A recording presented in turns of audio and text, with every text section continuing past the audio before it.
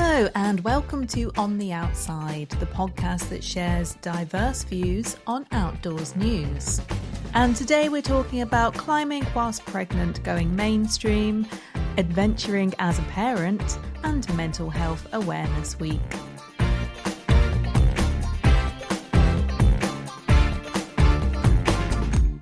Welcome back to the show. I am Francesca. I am the producer of On the Outside, and once again I'm your host. And I'm joined here on the call today by two people. One person you will be familiar with. She was in the Kendal Mountain Festival episode and also talked about Afghanistan's role in the outdoors and gender disparity in mountain sports in episode 4. Kirsty Pallas. Hi, how are you? Hello, I'm doing good, thanks. How you doing? Yeah, not too bad at all. So I'm Kirsty. I'm a mountaineering instructor and I work part-time for Mountaineering Scotland as well. I'm also the founder of Our Shared Outdoors, an organisation looking to change the narrative about who accesses and belongs in the outdoors. Thank you very much. And on the call today as well is a new voice for you. She is the host of another podcast called What Next Mum. She's a runner, cyclist, paddleboarder, wild swimmer. Sophie Ruffles. Hello, how are you today? Would you like to introduce yourself very quickly? Well, I think you've already done that. Yeah, I'm generally, I'd say, an outdoor enthusiast. I'm a mum of two. And yet the host of the What Next Mum podcast, which I started mainly because I wanted to engage with other mums who are active and encourage other women to continue being active during and after their pregnancies. Lovely, thank you. And we are going to hear another new voice during this episode, but she's not on the call with us today. Carrie Wallace is a fell runner, sky runner, rock climber and writer, and she is also one of the founders of Girls on Hills. And here's a quick introduction from Keri herself. So I run an outdoor trail and mountain running company called Girls on Hills, based in Glencoe in Scotland. And I suppose I came to that from many years of climbing and fell running and just being a general sort of mountain sports enthusiast, really. So one of the reasons I've brought in some new panellists today is because the main topic of our conversation is climbing whilst pregnant. And we have a couple of mums on the show today for the first time, in fact. So having never been pregnant myself and not being much of a climber, I thought I'd bring in a little bit more expertise on all of those points. And I'll be relying very heavily on the panel for this conversation. The reason we're talking about climbing whilst pregnant today is because the British Olympic climber, Shauna Coxsey, has been sharing her climbing experience through pregnancy over the last few months. And rather recently, her story has actually made the shift from the climbing world and into mainstream news. We've seen articles on BBC Sport, The Independent, ITV News, I think, did one. The Guardian website did an interview with her. So it's gotten all over mainstream news media, essentially. So I'd really like to talk about this a little bit, both as somebody that is very dense on it and also thinking about how that's made the jump into the mainstream media. Yeah, I'd like to just open this up initially to Kirsty and Sophie and just ask you, when you first became aware of Shauna Coxsey as a climber and also finding out about and seeing some of her journey as she's been talking about climbing whilst pregnant. I've probably been following Shauna Coxsey since 2014 or something. Years ago, before the Olympics, before climbing was even mentioned about being in the Olympics, because she is the most successful competition climber we have in the UK. So yeah, I've been aware of her going through British bouldering championships, the world championships, and she's had a few world champion titles in bouldering as well, and then obviously the Olympics last year. So yeah, it was after the Olympics she announced that she was going to be retiring from competition climbing, and then shortly after she announced she was pregnant. So it's been really cool seeing her continuing to boulder while she's been pregnant and seeing that kind of journey through it. And I think she's been very open about it as she's gone through as well. Yeah, lovely. And how about you, Sophie? Because you're a bit like me, you're not so much within the climbing world. How did you find out about this? Was this something that you knew about before I asked you to come on to the show, or? Yeah, so I've followed Shauna on social media for a long time, definitely before the Olympics, just because I'm always interested in, female athletes. My Instagram is just badass women basically doing cool stuff. And I watched her at the Olympics. And when she announced she was pregnant, I remember thinking, oh, I wonder if she'll continue to climb.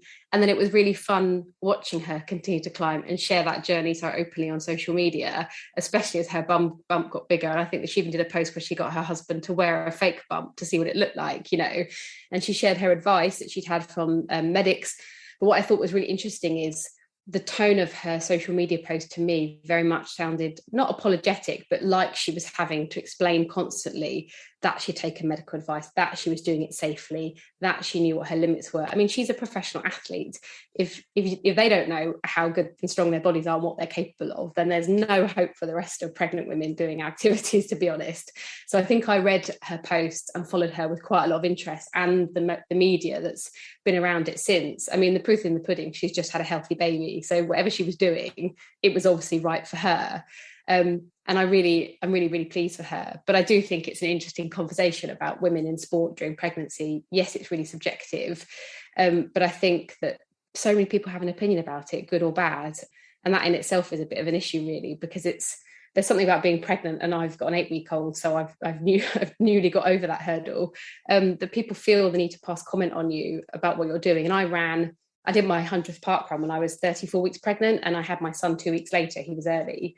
And it was really interesting, the responses I got as a pregnant person, and I felt self-conscious about it, but I got a lot of positivity as well. And I just think good for Shauna. And it's really important to see pregnant women continuing to do activities and to talk about it, because I think there's a lot of women out there who still don't think that you can and should be active during pregnancy, and there isn't enough information out there.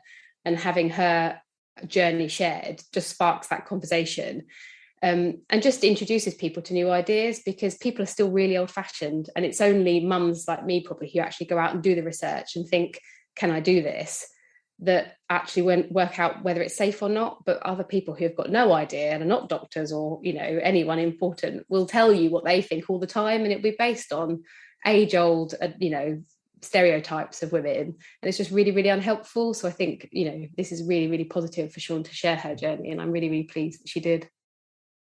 Yeah, thank you. And we will talk a little bit more in general, as you say, about post-pregnancy and also the general culture around pregnancy within sports and adventure sports. But I would be really interested to hear, because you've both pulled up the very positive aspects of this going very mainstream and going into lots of different articles.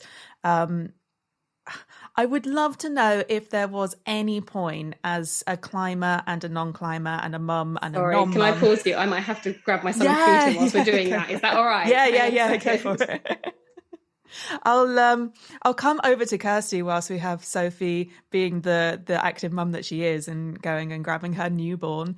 So I would like to ask you, Kirsty, as a climber who's not a mum, was there any point when you were watching Shauna through her journey there that you did feel a little bit nervous for her, or is something that was just like a natural reaction to be a bit nervous? Or as a climber, were you just like very confident in her?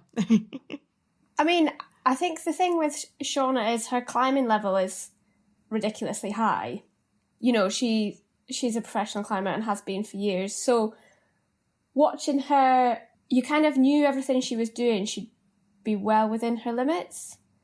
And although, the stuff she was doing while she was pregnant is probably fairly beyond what I could do, it's well within Shauna's limits. And I think she was pretty clear about how she was climbing, how she was going about it. It wasn't a case of pushing herself, or there was a lot of thought went into each climb as to whether or not it would be safe. So I don't think there's anything I saw that I was like, oh, I'm not sure I would do that. I think it all seemed just extremely, what's the word? I want to say calculated, but that makes it sound a bit like scientific, but you Dr. know Evil. what I mean. Yeah, scientific, yeah.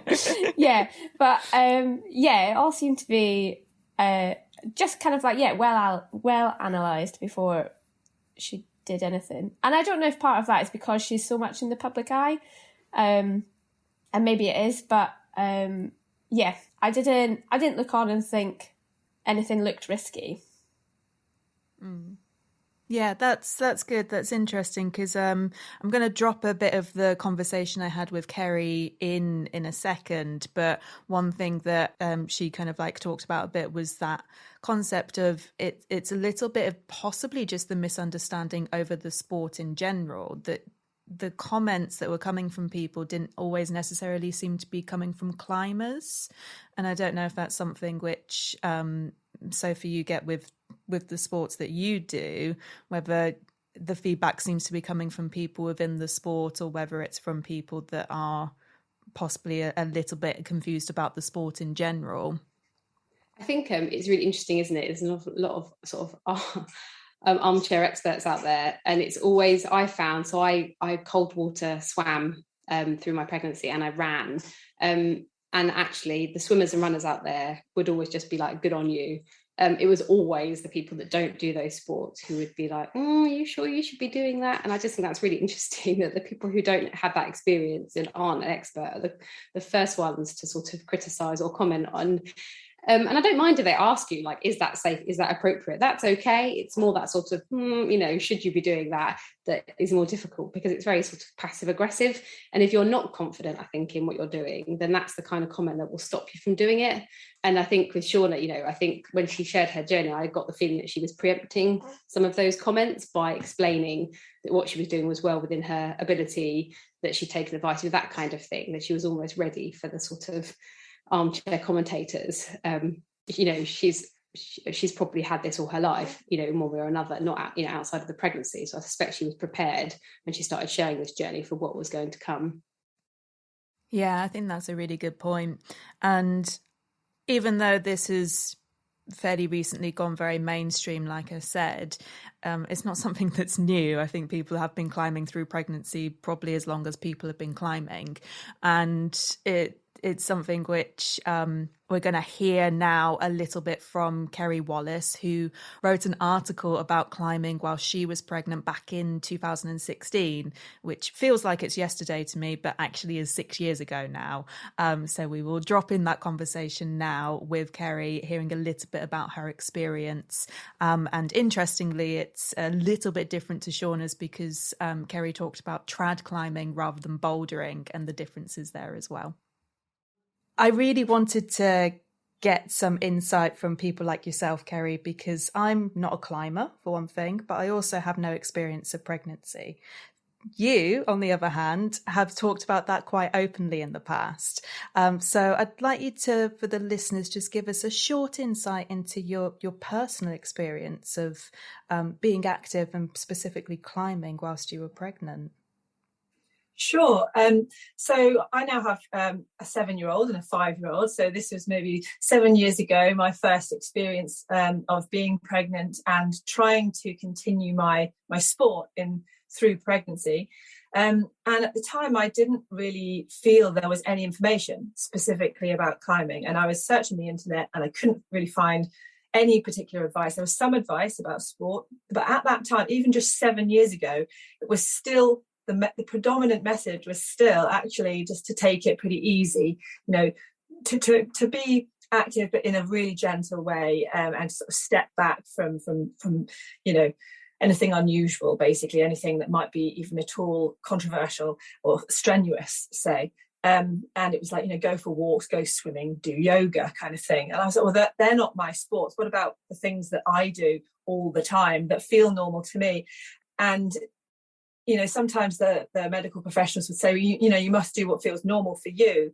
But the question in your mind is, well, what if what's normal for me is quite unusual for people? Where do I find that information? And there wasn't really anything out there. So I did a lot of interviews and speaking to other people. And finally, I have a scientific background. So I suppose that made me more curious to sort of dig a bit deeper into, what's happening with the body and what does that mean in terms specifically of climbing.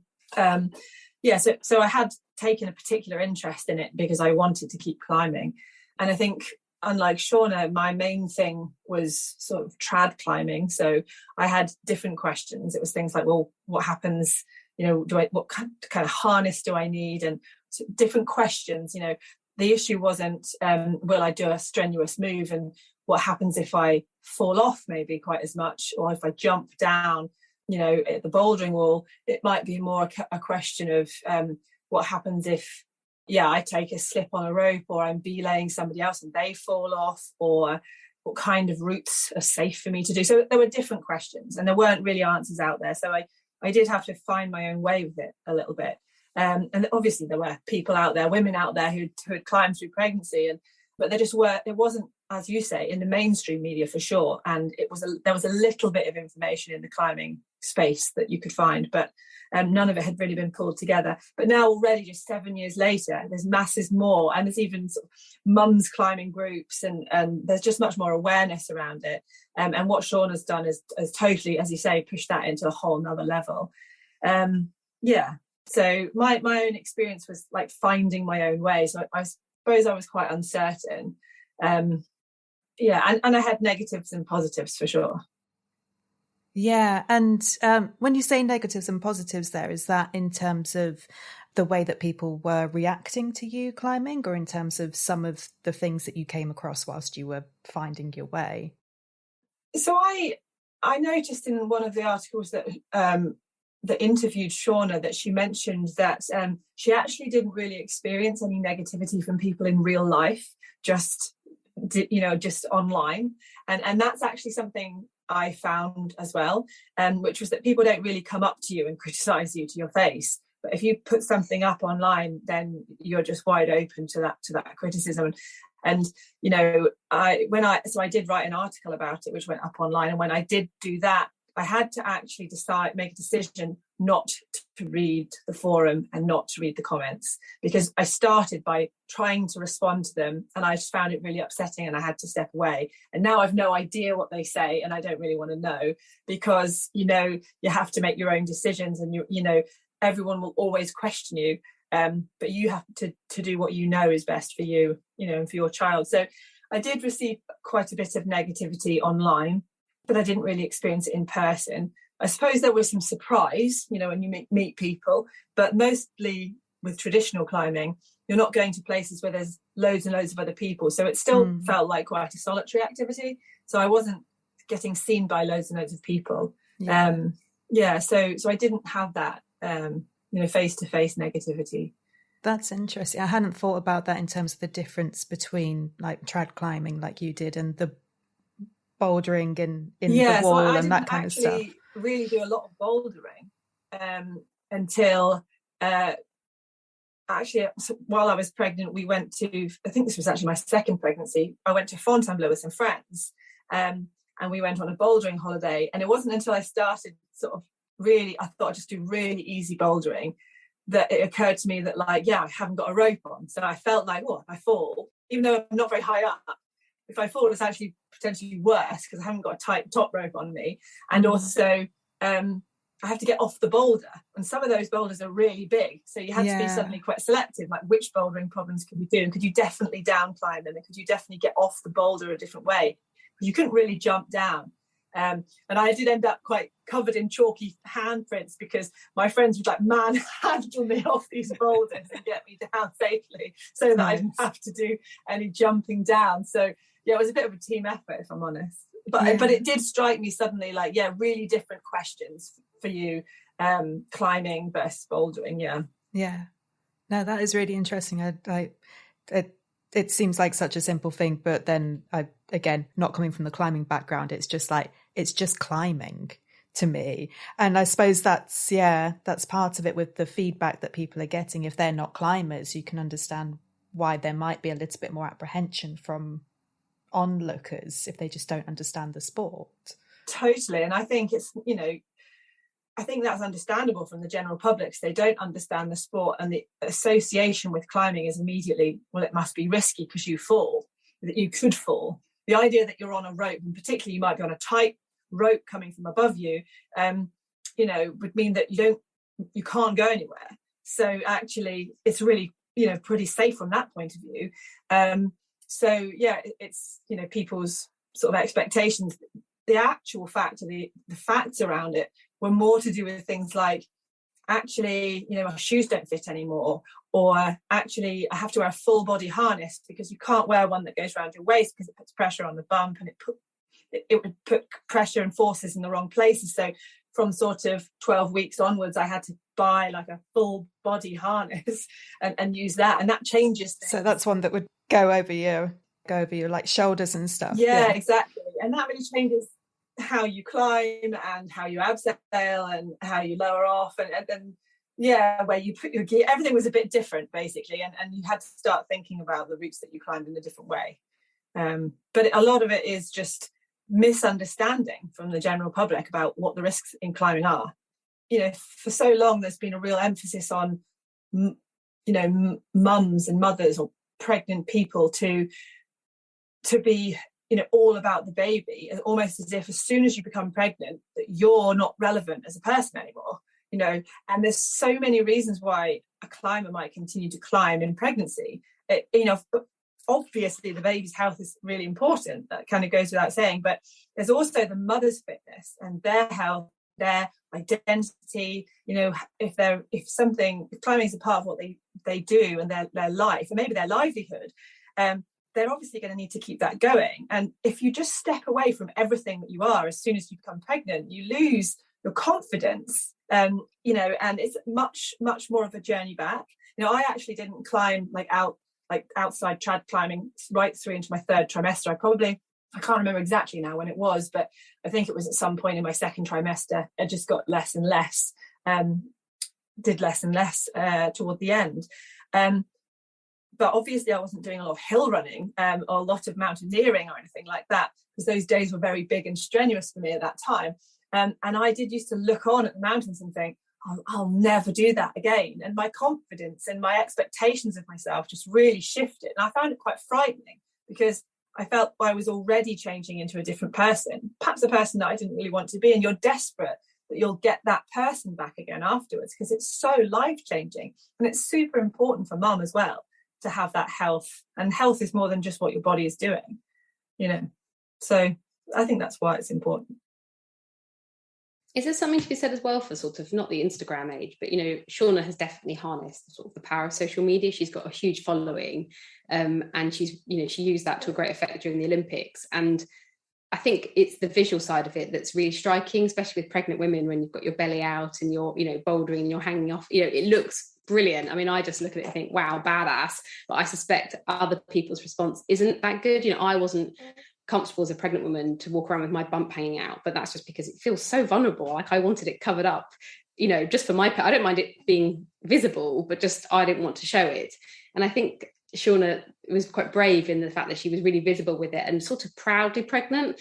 And I don't know why that seems to trigger responses in people as well. So I think being proudly pregnant and exercising in a sort of Instagram age, I think there's something in that. Whereas I think women have climbed before or climb in not such a public way, and people are just like, oh, whatever. But I think the fact that Shauna chose to do it so publicly and such a visual medium was really interesting. I think that it spurs so many reactions because it's front and center, isn't it? There's no avoiding what she's doing. She wasn't sort of doing it shyly or pretending she wasn't bouldering. She was blatantly there, doing it in front of everybody and on social media. And I think it's the age we live in now. If you're going to do it so publicly, you're going to invite comment, and with all the trolling and all the sorts of comments people like to share on social media from their armchairs, I think you're always going to get good and bad. And I think it's good that the media picked up on it and sort of tried to produce not a balanced view, because some of them obviously weren't all balanced, but at least sort of shared it as a news piece as opposed to just commenting on her, really. And I think that was better, really. Yeah, I think that's a really good point. And I was saying about one of the posts that Shauna shared, and she was talking about her core strength, and she did a little video where she was literally like pulling in her bump and then like letting it hang out again and that kind of thing. And not only was absolutely just like astounded at how much core strength anyone can have, because I have none at the moment, but also there was that bit of me that not being familiar with pregnancy, I've never really been around very many pregnant people at all. There was a little bit of me watching that, like you say, she was very proud and the bump was open. It wasn't underneath any clothes or anything like that. It did kind of like just freak me out a little bit because it's so different to how a body might look usually, as it were. It is a very, it's just something which honestly, like my gut reaction to seeing that is, I'm not used to seeing that. Yeah. And like that's my gut reaction, but that is my gut reaction because I'm not used to seeing that. It doesn't mean we shouldn't see it.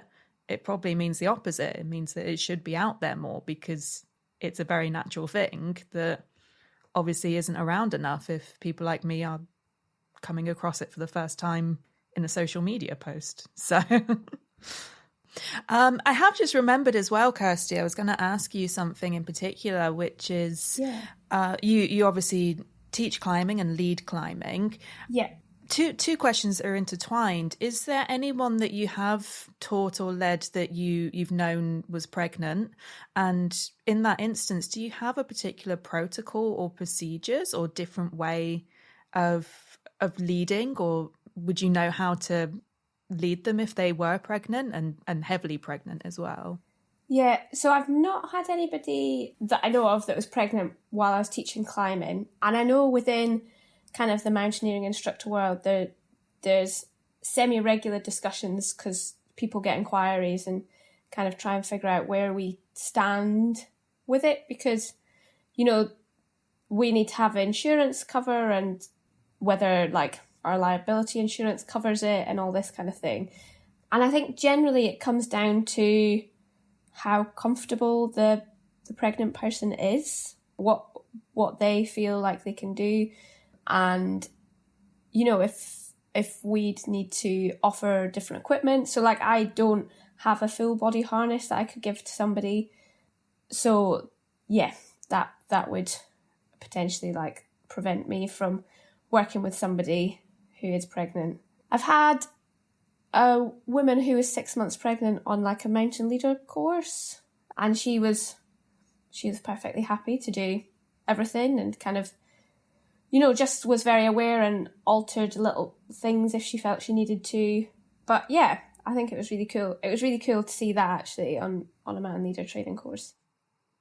That's really interesting that there is conversations happening within the sport and within kind of like mountain leaders in general. Do you think you'll get to the stage where there is a specific protocol, or will it just remain on a person by person basis? I think it'll mostly be a person by person basis. I reckon each instructor will probably have, you know, what they're comfortable with, and some instructors might just be like, no, I'm not comfortable because I don't know enough, or like, you know. So I think it'll be dependent on the instructors or the organisations and then on the client. I think the good thing in a lot of those conversations that's brought in is mountaineering instructors that have been pregnant and how they've kind of dealt with it and how they've gone through pregnancies, how long it's taken them to get back to stuff and all that kind of thing as well. So we've got that input, which is really, really useful. So what I might ask you then, Sophie, you said at the start that you have the podcast, What Next Mum, and one of the reasons you did that was to start connecting with other mums and learn a little bit about their journey. Can you give us a little bit of an idea of some of the sports that the mums you've had on have talked about, and what kind of range we're talking about in terms of extremeness and that kind of thing? Yeah, sure. I mean, I'm a runner, so I've tended to interview quite a lot of other runners, mainly because they're probably on my radar a bit more. And it's like everything, isn't it? You sort of go to what you know. So, for example, I think there's probably about 28 or 29 episodes now of the podcast that are available, and a good proportion of those are runners. And talking about extreme, and you're probably, because it made the BBC News, Kirsty Rutherford, I think it was last year, ran the Southern Upland Way, 217 miles in 4 days non-stop when her baby was 11 months old. You know, that's pretty amazing and extreme. I interviewed Anne Daniels, who did an Arctic expedition when her triplets were just a few months old. You know, so we're talking some pretty big things, you know, for new mums to be doing. But equally, you know, it isn't all completely extreme. I've interviewed Jean Doggett, who's a triathlete. I've interviewed hill walkers. You know, it's just active women. They don't have to be extreme athletes. I just wanted to normalise this idea that you can stay active during pregnancy. Talk about some of the issues that happen after pregnancy that women aren't always aware of. You know, most women, you have a baby and you have your 6-week GP check, and I just had mine. The GP basically says, "You all right?" and off you go on your merry way. And most women take that as a sign that they can go back to exercise. But that GP check isn't designed to check that you are in a fit and healthy state physically to exercise. And one of the major issues for most women is whether your pelvic floor is going to cope with going back to, especially things like running, because obviously it's more of an impact on your body. And I kind of wanted, you know, some women are quite happy to talk about the impact of their pelvic health postnatally and how that helps them, because that's obviously a huge barrier to sport. If you're leaking when you're out on a run, you're probably not going to do it. And people need to know they can access help as well. And just to normalise the conversations around returning to sport. One of the major things I found really from talking to these women is that it isn't easy. Most women are quite driven to do it. And it's all about the power of support as well. Most of the women that return to sport or any kind of activity have got really supportive partners, really supportive parents, friends, you know, people that are basically going to hold your baby for you. Some sports you can do with your child. I spoke to Jess Bruce, who got the marathon buggy world record, both with a single and a double buggy. Obviously she can do that with her children, but most women want to return to sport. They can't take their kids with them, so you need people to help you, and even just being able to ask for help and knowing that that's acceptable. I spoke to Maura O'Sullivan, who wrote a couple of brilliant books about her adventures, and one is Bike, Bump and Baby, and she says she put her child in nursery to be able to go out and do sport. And I remember thinking when I heard that was a revelation, that you could put your child in childcare and go and do something that you love for you. I don't think most women would think that was acceptable. So I think these conversations are really, really important. And I think healthy children normally have healthy mums, and so I think it's another thing, you know, women shouldn't be thinking this is a selfish thing to be doing. It should be something that's really important for their own physical, mental health, but also it's going to help them hopefully raise healthier, you know, more outdoorsy children. So it's a myriad of reasons why I started the podcast, and the women I've spoken to have been so inspiring, and I'm really glad they've been willing to share their experiences, really, because I think other women need to hear that, whether you're a mum or thinking about being a mum. I might just play you. I have got it here. I think you've kind of like answered it a little bit, but also it'd be nice to just get a little bit of proper bouncing off what Keri says. So it will just be a couple of minutes of a very similar part of the conversation. I think that this sort of judgment around the decisions that mothers make when they're pregnant is also true in other spheres of, you know, having children or being a parent. So, for example, just staying active and adventurous in general. So, for example, walking up hills, you know, still being out there in the mountains with a big bump. You know, I got a lot of people commenting to me about should you be out here, but you know, didn't expect to see you. In fact, overtaking people whilst pregnant, get some negative comments about that, you know, passing people on the trail. Even working, you know, even being a parent, and the judgment and the stigma around being a working mum, you know, is like you're trying to make the best decision for your family and your life and your work job and your dynamic, and there's this judgment constantly around your decision because you should be this kind of this is what a mother is, this is what you know your job is, or this is where your responsibility lies. And there's just I'm surprised. I'd like to see more people stepping back from that and letting, you know, respecting people's judgments about their own life choices, really. And it extends beyond childbirth, because I then went to experience baby carrying my two in a backpack, walking up and down hills, and now started to take them climbing. And I know it's going to be the same, you know, with them climbing, you know, young children in a climbing harness on a rope, horror, you know, like, so it is actually the first step in a journey of judgment around parenting and staying active and adventurous, you know.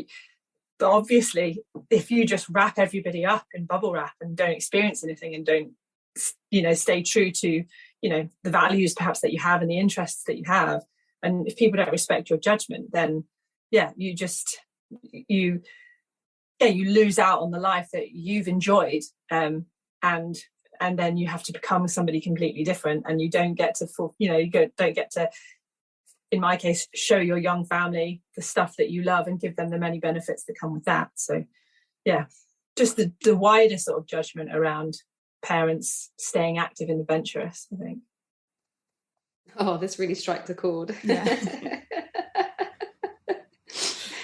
Yeah, I can imagine it's nice to just kind of like hear that from other people, which again, my oldest son is 6 years old, and I think things have changed in 6 years. Obviously, Keri's article was 6 years ago, but I think I buggy ran a lot with my first son, and I remember people saying to me, is he enjoying that? Should you be doing that? Or a bit like, God, you're so selfish, you're so desperate for a run that you're going to force your child to sit in a pushchair for an hour whilst you do that.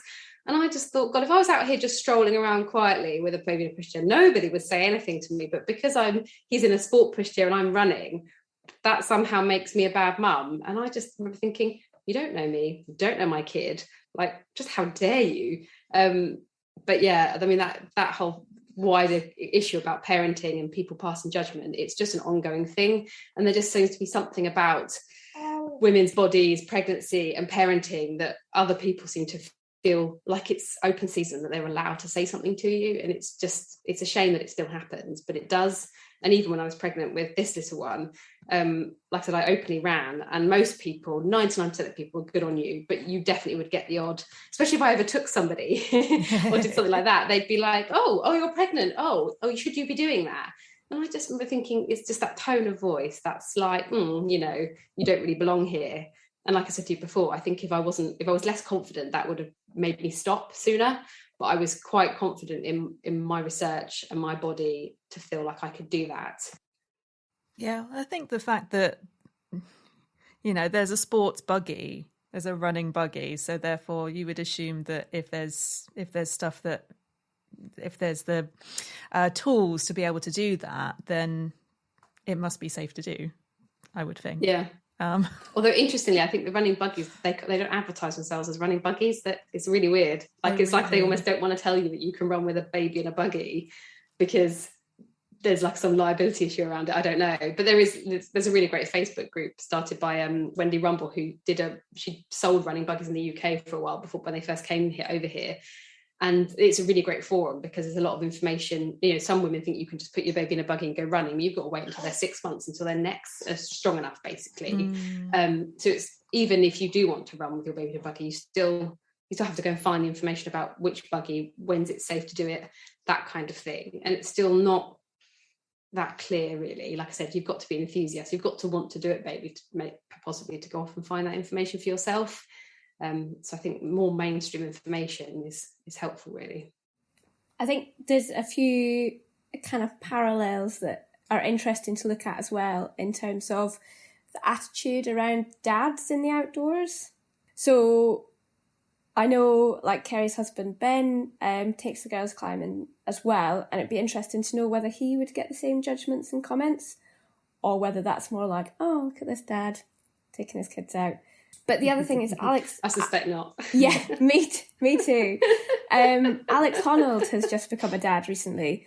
And it's interesting to see the media around that and how different it is, considering both Alex Honnold and Shauna Coxsey are professional climbers. And yes, in quite different disciplines, but still it's a different kind of media. Although, do you think if he then did free solo now, people would say that's pretty selfish if you've got a kid? I think they probably would, but I think the other interesting thing is, in the 90s, Allison Hargreaves, who was like a high altitude mountaineer, both while she was pregnant and with young kids, and kind of the discussion around that. And yeah, I think a lot of her teammates were guys who were dads but didn't get the same. I just read a really lovely book. I don't know if you've come across it. Helen Mort wrote A Line in the Sky. I've not read it yet. Very much talks about her own mountaineering and pregnancy journey, but very much talks about Alison Hargreaves. It's almost though Alison's story was very much in her mind during her pregnancy, and she touches on some of these issues. And it's a lovely book. I definitely recommend it. But you're right. And actually, I spoke to Masha Gordon on my podcast, who's a mountaineer, and she said, she was at Everest Base Camp as the only mum, and everyone was like, well, what about your kids? Should you be doing it? And she just turn around and be like, he's a dad. Yeah. Have you asked them how their kids feel about it? Yeah. You know, but it's just something about being a woman, isn't it? That you're somehow more responsible for your children's mental health and happiness and safety than if you're a dad, perhaps. Yeah. And like, I don't want to make this super political, but in my mind, I kind of also see these judgments as like a lot less extreme, but a similar mindset to the kind of abortion debate that's going on in the US, where, you know, like the kind of the woman or the pregnant person is forgotten about, and it's all about the baby. And yeah, I think it's a similar mindset, although in a much less extreme way than what's currently happening in the US. But there just always seems to be this: as soon as you're pregnant, you lose autonomy, and everyone has a right to say and like how they think you should be keeping your baby the healthiest. Obviously, not being pregnant, I've not experienced that, but just... But no, I mean, that loss of autonomy and that loss of identity is a real issue. And I suspect, you know, so many women suffer from postnatal depression and mental health issues around pregnancy. And it was something I was really scared of when I first became pregnant, because it's like you're supposed to flip a switch and one day you're going to become a mum, but you're not. You're just yourself doing your own thing, being pregnant. And I remember people said to me, oh, well, you won't be able to do as much when you've had your baby. And I remember thinking, that's just the meanest thing you could say to me. Like, why would you say that to an active pregnant woman? And then discovering that really wasn't true, that actually it's not mutually exclusive. You don't have to be a mum or a runner or a climber. Like, you can be all of these things, and you can keep your child safe, and you can keep yourself mentally well. And I think forgetting about mothers' mental health and physical health is just ridiculous. You know, there is obviously a problem. Women do suffer. And I think the more pressures you put on them, that's only going to be exacerbated. I think allowing women the space to be all of these things is really, really important. And like I said, you're more likely to be a better mum and raise healthier, more stable children if you yourself are happy.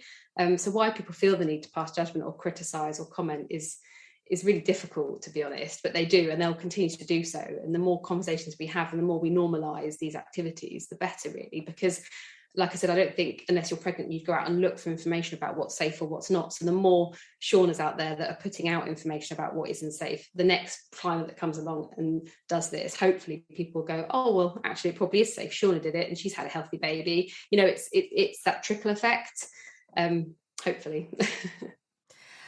Well, never apologise for being political in a conversation with me.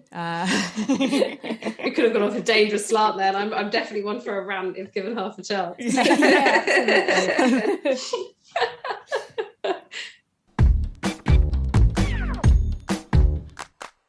So May is a massively busy month for awareness of a variety of causes. It was Action on Stroke Month, National Walking Month, Community and Local History Month. We had Emmy Awareness Week, World Lupus Day.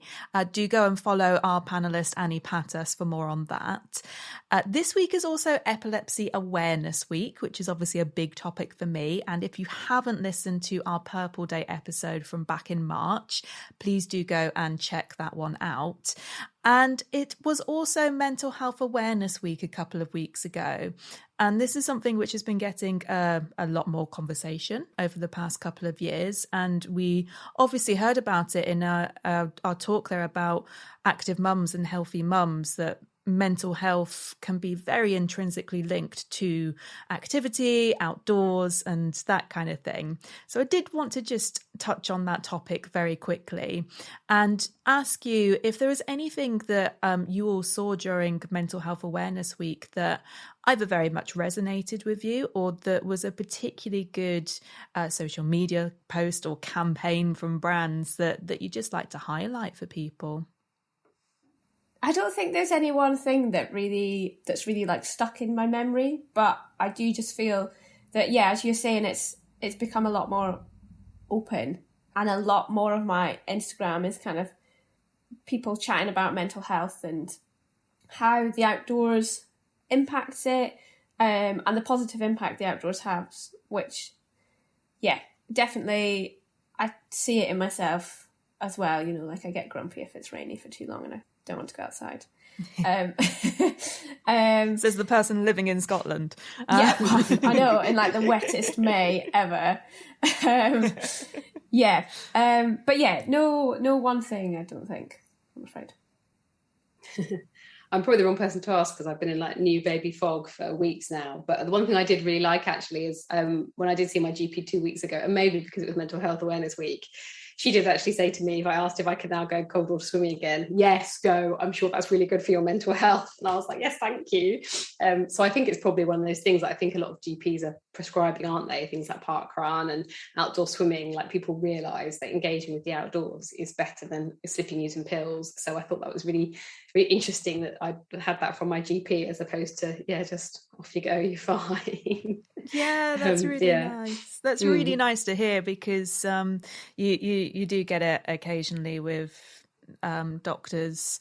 Doctors are there to kind of like protect you and like make you better, aren't they? So sometimes there's the potential for them to be a little bit overcautious. In my experience, I found that nurses are almost the opposite, and nurses will encourage you to go and do what's like best for you as a whole person. But that's definitely nice to hear that a doctor was very encouraging of you from the mental health side of things as well as the physical side of things. So yeah. And to end this conversation, I'm just going to drop in a little bit of my chat with Keri so that we can hear one of the things that she wants to highlight. I think when I started working, so we set up Girls on Hills and we started taking women out in the hills. So that's the purpose, if you like, of the business that I run. It was really to take people hill walking and trail running. It didn't have an emphasis at all on mental health. But what my colleague Nancy and I discovered almost immediately was that when people get out in the hills, they'll open up when they're in a supportive group, they'll open up. And talk about things that perhaps they didn't think they would talk about. And, a group like that can be really supportive, and you're meeting like-minded people and you're out there in nature and you've got a lot of time together and there's no distractions of like normal day-to-day life. So what was coming out again and again and again was that a lot of people who we were seeing are turning to the hills and turning to mountain sort of recreation for respite, really, escapism, mindfulness, all these different things. But a lot of that was around mental health issues, and we felt a little bit like panicked because we felt that we wanted to help people, but that's not really an area we have experience or credentials in. So the only way that we could help them was just through allowing them to get into these places and meet other people. And so that's what we continue to do.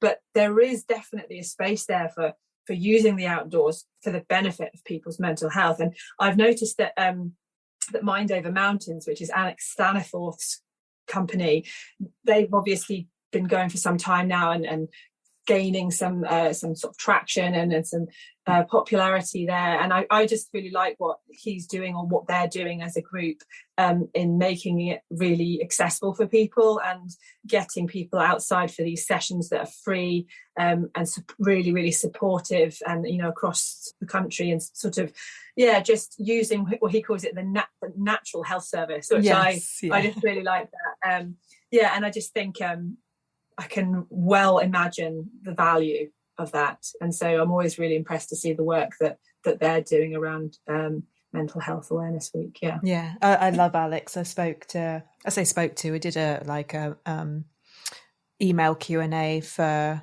my OG podcast, Seizure Adventure, because he had seizures when he was younger. So he had a bit of experience there. And he was one of the few people that I could find that was like, you had seizures and you've been like hiking at really high altitude and gone to Everest and stuff. Like, what did they say? What are the kind of like health like checks that they had to do with you and that kind of thing? And it was just really... he's really inspirational. And the work that the group do is excellent. And I can imagine that it's, for people who join the groups, I can imagine it's extremely beneficial. Yeah, and he's so young. Well, but he was so young when he started doing it. It's just like, oh my God. Yeah. So wise and so young. Yeah. But no, it's true. It's true. So lots of admiration from us on that. Yeah. Those are the main news stories for today. But in other news... A popular trail running event has received criticism for last-minute changes that made the event unsafe. Trail Pursuit events feature trail races, live music, yoga and wellness. Their recent Lake District event had last-minute changes to some of the routes that tripled the amount of elevation and took runners into difficult terrain. I was going to quote some of the feedback Trail Pursuit had received, but they have removed all comments from their Instagram account. Founder Ed Flood has issued an apology on Instagram, calling it a steep learning curve. Turning the Cogs is a data-led research project aiming to increase the diversity of the start line at cycling events.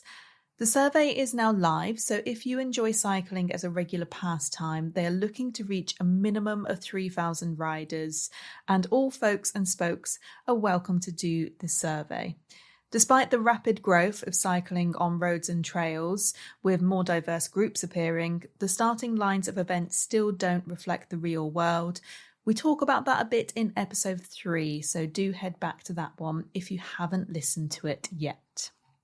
More cycling-related news. June is Pride Month and Emily Bridges is the cover star of Diva magazine.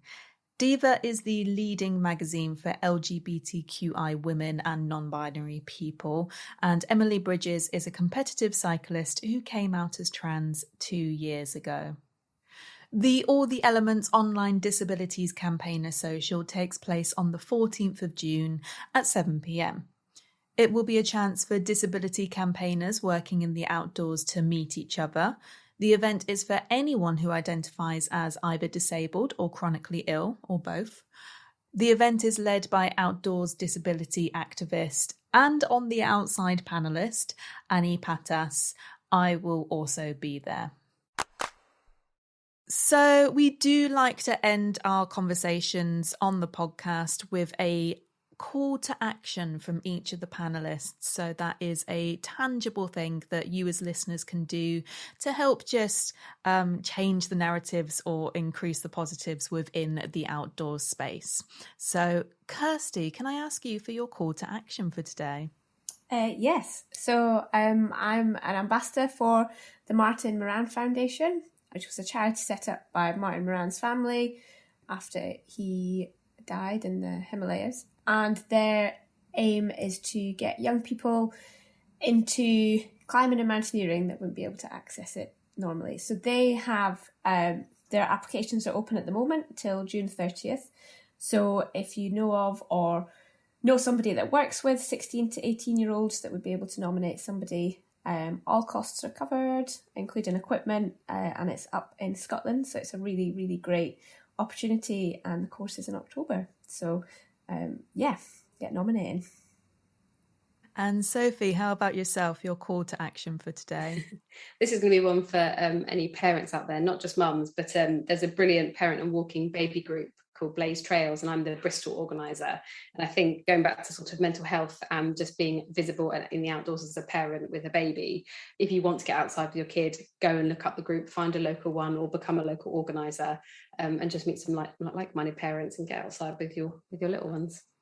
Yeah, lovely. Can you just repeat the name of that? Was it Blaze Trails? Blaze Trails. Blaze Trails. Yeah. Lovely, thank you. And my call to action for today is if you'd like to hear more about all of these stories that we talked about today, including the other news stories, the best thing to do is to sign up for the On the Outside newsletter. It has been a little bit quiet recently, I do admit, but we do send out a newsletter with each of the episodes that gives you a bit more information and some resources to go to. And it also does keep you updated between episodes as well. So head to ontheoutsidepodcast.co.uk/newsletter and you can sign up there. On the Outside artwork is by Sophie Nolan. Music is Bass Beats by Alex Norton. On the Outside is produced by myself. Editing and transcript was done by Jack O'Driscoll. This podcast is now part of the Tremula Network, adventure and outdoor podcasts off the beaten track. If you'd like to find out more about that, head to tremula.network. Thank you to everyone who supports us on Patreon. You can do so yourself at patreon.com/ontheoutsidepodcast. Thank you, of course, to all of our panellists for today, Kirsty Pallas, Sophie Ruffles, and Carrie Wallace. and to you all for listening.